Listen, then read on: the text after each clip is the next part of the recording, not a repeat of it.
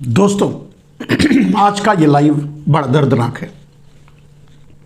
आखिर नरेंद्र मोदी ने खूनी खेल शुरू कर दिया। जैसा कि मैं बार बार किसानों को आगाह करता रहा, ये बताता रहा कि नरेंद्र मोदी के इरादे क्या हैं। नरेंद्र मोदी जब से किसान आंदोलन का कॉल किया है, आंदोलन के लिए आगे बढ़े हैं, दिल्ली कूच का ऐलान किया है, दिल्ली के लिए आगे बढ़े हैं। नरेंद्र मोदी जब हरियाणा में ही या पंजाब के बॉर्डर पे या दूसरे दिल्ली से दूर बॉर्डरों पे किसानों को रोका और पूरी मिलिट्री छावनी बना दी वहां, तभी से मैं ये बात बार बार किसानों के आंदोलन की, ये दूसरे आंदोलन की शुरुआत से ही मैं एक बात कह रहा हूं कि नरेंद्र मोदी गोली चलवाएंगे, नरेंद्र मोदी किसानों को मारेंगे, क्योंकि नरेंद्र मोदी ऐसे ही हैं। नरेंद्र मोदी का कैरेक्टर, नरेंद्र मोदी की सोच, नरेंद्र मोदी का चरित्र, नरेंद्र मोदी का विजन, नरेंद्र मोदी की भूख और प्यास सिर्फ खून से और मांस से बुझती है। मैं शुरू में कहा था कि नरेंद्र मोदी ने जब ऑर्डिनेंस के जरिए भूमि अधिग्रहण बिल लेके आए थे, तभी मैंने कहा था, और जब फेल हो गए थे उस समय 3 बार ऑर्डिनेंस के जरिए लाने के बावजूद, तभी मैं कहा था कि नरेंद्र मोदी बदला लेंगे। उन्होंने बदला लिया, 3 किसान बिल लेके आए। फिर 13 महीने किसानों को दिल्ली के बॉर्डर पे बिठाए रखा। 13 महीने बाद जुमला छोड़ करके, झूठ बोल करके, मक्कारी से किसानों को उनके घरों में भेज दिया और वो कुछ भी नहीं किया जो उन्होंने वादा किया था। फिर जब किसान अपनी उसी मांग को लेकर, जो नरेंद्र मोदी ने वादा किया था, फिर आंदोलन करने के लिए आगे बढ़े, उसी दिन से मैं कह रहा हूं कि नरेंद्र मोदी जो माफी मांगे थे, माफी मांगना पड़ा था उनको, उस माफी नामे के बदले वो किसानों पर गोली चलवाएंगे, किसानों को मारेंगे, किसानों से बदला लेंगे। और आज उन्होंने अपना खेल शुरू कर दिया। आज आखिर उन्होंने किसानों पर गोली चलवा दी। आखिर आज एक किसान की मौत हो गई, एकदम नौजवान किसान की मौत हो गई, और न जाने कितने किसान घायल हुए। नरेंद्र मोदी का इरादा ही यही था। नरेंद्र मोदी जगह जगह बैरिकेडिंग करके, बाड़ लगा करके, कीले ठोक करके, जो अपनी पुलिस, मिलिट्री और अपनी सैन्य ताकत का जो नुमाइश कर रहे थे, मैं अच्छी तरह से जानता था कि नरेंद्र मोदी छूटते ही गोली चलवाएंगे। नरेंद्र मोदी को तब तक कलेजे में ठंडक नहीं पड़ेगी जब तक किसानों की लाशें गिर नहीं जाएंगी, और आज गिर गई। अब नरेंद्र मोदी खुश होंगे, बहुत खुश होंगे। जहां होंगे वो हंस रहे होंगे, जहां होंगे उन्हें बहुत तसल्ली मिली होगी, उनके दिल को ठंडक लगी होगी, क्योंकि यह आदमी यही करता आ रहा है जिस दिन से मुख्यमंत्री की कुर्सी पर बैठा है। शायद उसके पहले से भी यही करता रहा हो। खूनी खेल, खून, खून और खून, लाशें, लाशें और लाशें, और लाशों के जरिए ओट का व्यापार। आपने देखा अभी कुछ दिनों में, 2-4 दिनों में 2 ऐसे फैसले आए जिसमें नरेंद्र मोदी सीधे सीधे नंगे हो गए। सुप्रीम कोर्ट ने नंगा कर दिया कि नरेंद्र मोदी को डाकू साबित कर दिया सुप्रीम कोर्ट ने, चुनावी चंदे के मामले में, इलेक्टोरल बॉन्ड के मामले में। और दूसरा फैसला आया चंडीगढ़ से, नरेंद्र मोदी को वोट चोर साबित कर दिया। ये सारी चीजें सुप्रीम कोर्ट जितनी बात जो सामने आ रहा था, मैं बार बार दोहरा रहा था कि उतना ही सघन नरेंद्र मोदी के दिल में बदले की आग और भभक रही है और धधक रही है। सामने से वो आदमी टेस्मे बहाता है, ड्रामा करता है, रोता है, लेकिन अंदर से पूरा का पूरा खून, खून और खून। और आज उसके दिल को तसल्ली मिली होगी। अब मैं कल अपने अंतिम लाइव में रात को यही बताया था, जो शायद आज मैंने सुबह अपलोड किया था, आपने देखा होगा उस वीडियो में। मैंने यही कहा था कि नरेंद्र मोदी गोली चलवाएंगे, नरेंद्र मोदी किसानों पर प्रहार करेंगे, नरेंद्र मोदी किसानों को मारेंगे। मार कर ही उनके दिल में ठंडक मिलेगी, मारने के बाद ही वो किसी की बात सुनेंगे। मेरे भाई, मेरे दोस्त, मेरे देशवासी, मैं किसानों से भी अपील करता हूं कि आप, मैंने कल भी यही कहा था कि आपको सावधानी बरतनी है, आपको शांति बरतनी है, आपको अपने किसानों को समझा के रखना है कि किसी भी तरह से प्रवोक ना हो, उकसावे में ना आए, क्योंकि नरेंद्र मोदी खुद चाहते हैं कि किसान उग्र हो, किसानों का आंदोलन उग्र हो और उन्हें गोली चलाने का मौका मिले और उन्हें किसानों को मारने का मौका मिले, और ऐसा करके ही उनके दिल को ठंडक मिलेगी। और उन्होंने आज सीधे किसानों पर गोली चला करके अपने दिल को ठंडक हासिल कर ली। किसानों की लाश देखने के बाद आज नरेंद्र मोदी दिल से खुश होकर के भोजन करेंगे, अपनी प्यास बुझाएंगे, क्योंकि आज भोजन में उन्हें लाश और प्यास में उन्हें खून मिलेगा। जो वो चाहते हैं, जिसके वो भूखे हैं, जिसके वो प्यासे हैं, आज उन्होंने कर दिखाया। ये नहीं होता। किसान वही मांग रहे थे जो नरेंद्र मोदी वादा किए थे। ये बड़ी पुरानी कहावत है, जो अपनी बात का नहीं वो अपने बाप का नहीं। नरेंद्र मोदी ने आज वो साबित किया है, अपनी ही बात से पीछे हट करके, अपने ही वादों से मुकर करके, अपने ही वादों को तोड़ करके। वो तो तोड़ते आए हैं जब से प्रधानमंत्री बने हैं। जब उसके पहले के जुमलों को यह कहा जा सकता है कि ठीक है, चुनाव जीतने के लिए उन्होंने झूठ बोला, जुमले छोड़ दिए, लेकिन उसके बाद भी आज तक उन्होंने सत्य कभी नहीं बोला, कहीं किसी मंच से और कहीं किसी से भी, न जवानों से, न किसानों से, न आम आदमी से, न मजदूरों से, किसी से भी नहीं सत्य बोला। और यहां भी इन किसान की लाशों का, इन किसान की बर्बादी का और इन गोली चलने का, इन हत्याओं का सीधे सीधे जिम्मेदार नरेंद्र मोदी है। वो जानबूझकर ये किया है, वो जानबूझकर मरवाया है, वो जानबूझकर गोली चलवाया है, वो जानबूझकर किसानों को वहां रोका था।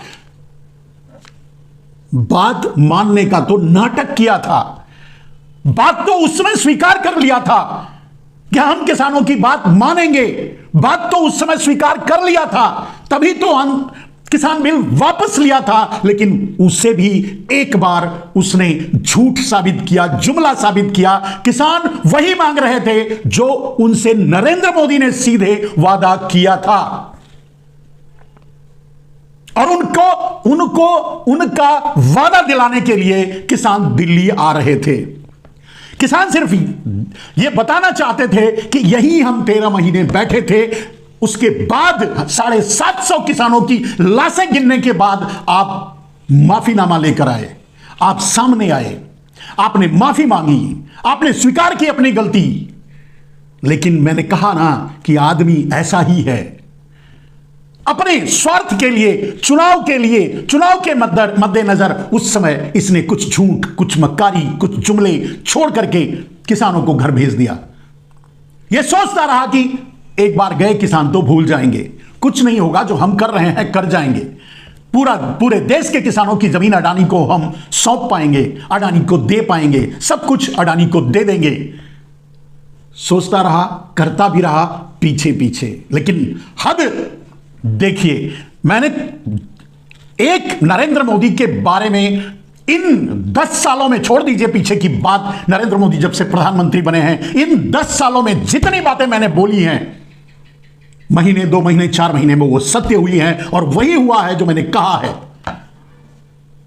अफसोस, लेकिन मेरी बात लोगों तक पहुंच नहीं पाती, ज्यादातर लोगों तक। सुपारी मीडिया ऐसा होने नहीं देगा, प्रिंट मीडिया, गोदी मीडिया, डाबर मीडिया वो करने नहीं देता। राष्ट्रवादी मीडिया की सीमाएं बहुत कम हैं, रीच बहुत कम है, और कम से कम मेरी तो बहुत ही कम है। लेकिन मैं जिस दिन से किसान आगे बढ़े, नरेंद्र मोदी की मांग को याद दिलाने के लिए, जिस दिन से किसान दिल्ली आने की कोशिश करने लगे, प्रयास करने लगे, नरेंद्र मोदी को याद दिलाने के लिए कि आपने जो वादा किया था उसे पूरा कीजिए, बस इतनी सी बात थी। लेकिन इतनी सी बात भी सुनने के लिए नरेंद्र मोदी तैयार नहीं हुआ। उससे माफी मंगवाना, वो मानता है कि किसान अपराधी हैं, मुझसे माफी मंगवाए, एक राजा महाराजा से, एक सेंगोल वाले नरेंद्र मोदी से। आज मैंने कहा है मेरे दोस्त, मैं हमेशा कहा हूं कि जिसके कंधों पर इतनी लाशें भरी पड़ी हैं, वो राम मंदिर में जाकर राम का प्राण प्रतिष्ठा करेगा और वहां राम बैठेंगे, सवाल ही नहीं उठता। आज भी ये लाश भी नरेंद्र मोदी के कंधे पर है, ये गोली भी नरेंद्र मोदी ने चलाई है। ये इस किसान की हत्या के लिए सीधे जिम्मेदार नरेंद्र मोदी हैं और कोई नहीं। उनकी अपनी बात, उनका अपना वादा, उनका अपना जुमला, उनका अपना झूठ। कब मेरा देश, मेरे देशवासी, मेरे देश के लोग कब समझेंगे? खैर, वो तो समझ भी रहे हैं, वो तो नरेंद्र मोदी का विरोध भी कर रहे हैं, वो नरेंद्र मोदी के खिलाफ वोट भी डाल रहे हैं, लेकिन पूरे सिस्टम को कैद कर रखा है इस आदमी ने। किसी के वोट की जरूरत नहीं है इस आदमी को। जब चंडीगढ़ जैसा चुनाव होगा तो पूरे देश में 400 पार तो क्या, सारी की सारी सीटें नरेंद्र मोदी को ही मिलेंगी। और इस तरह से खूनी खेल करके, लोगों को मारकर, किसानों को मारकर, मजदूरों को मारकर, बेरोजगारों को मारकर लोग मरने जा रहे हैं। पूरे देश से इस आदमी को माफी मांगनी चाहिए, पूरे देश के सामने आकर के शर्मिंदा होना चाहिए। और यह आदमी बड़े गर्व से कहता है, मैं देश बदल रहा हूं। यह अमृत काल चल रहा है। लोग अपनी जान जोखिम में डाल करके इजराइल जा रहे हैं अपने बच्चों, अपने परिवार का पेट पालने के लिए। यहां रोजगार नहीं है।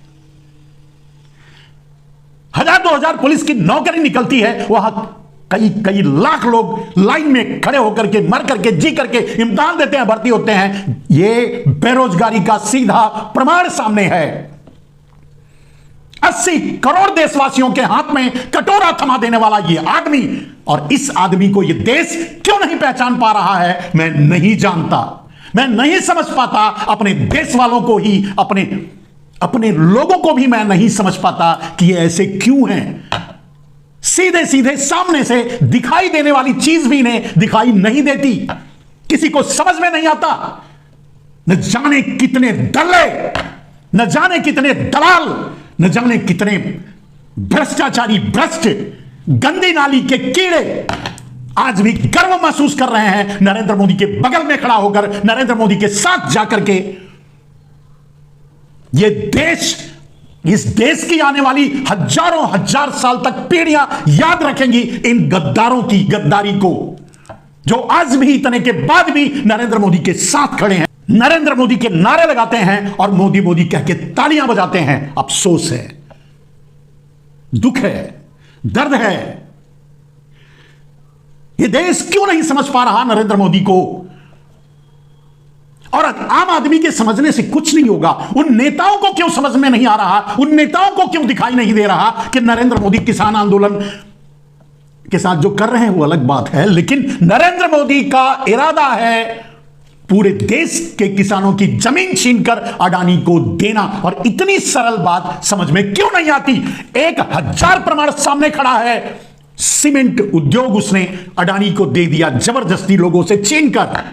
पोर्ट उसने अडानी को दे दिया जबरदस्ती, लोगों से छीनकर। एयरपोर्ट अडानी को दे दिया जबरदस्ती, लोगों से छीनकर। रोड, बिजली, पानी, कोयला, सब कुछ उसने दे दिया लोगों से छीनकर अडानी को। और इतने के बाद भी अगर लोगों को समझ में नहीं आ रहा कि किसानों की जमीन छीनने की कोशिश कर रहा है, और उसके बाद भी ऐसे दल्ले नेता आकर के सामने कहते हैं, मन से बोलते हैं कि मोदी जी किसानों के बारे में भला सोच रहे हैं, जमाखोरी का लाइसेंस देकर के किसानों का भला होगा, किसी पूंजीपति के हाथ में पूरे देश की जमीन देकर के किसानों का भला होगा। पढ़े लिखे हैं या नहीं मैं नहीं जानता। अफसोस से मैं इन नेताओं पर थूकता हूं यार। मैं समझ नहीं पाता मैं इनको कौन सी बात बोलूं। और सबसे बड़े नाकारे, निकम्मे, जाहिल, गद्दार वही हैं जो नरेंद्र मोदी के आसपास खड़े होकर नरेंद्र मोदी के लिए ताली बजाते हैं और नारे लगाते हैं, वो चाहे जो भी हो। और आज किसानों के साथ जो हो रहा है उसके लिए भी वो जिम्मेदार हैं। आज किसानों की लाशें गिर रही हैं उसके लिए भी वो जिम्मेदार हैं। अकेले मोदी में इतना दम नहीं है, इतना बल नहीं है, इतनी ताकत नहीं है कि पूरे देश को रौंद देगा। अगर ये ताली बजाने वाले नपुंसक उसके आसपास खड़े होकर के उसका मनोबल न बढ़ाएं तो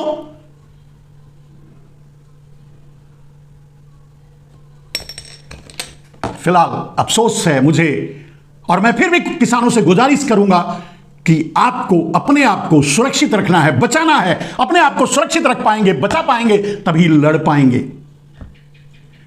लड़ना तो पड़ेगा, लड़ने के बाद ही हक मिलेगा। यह आदमी तो यूं ही है, आपके खून का प्यासा है यह आदमी। इस आदमी से बचने के लिए विवेक की जरूरत है, जोश और जुनून की नहीं। कुछ भी हासिल नहीं होगा। यह पूरे देश पर गोली चलवा सकता है, यह पूरे देश के किसानों को रौंद सकता है, मरवा सकता है, उसके बाद भी इसके दिल को ठंडक नहीं पड़ेगी।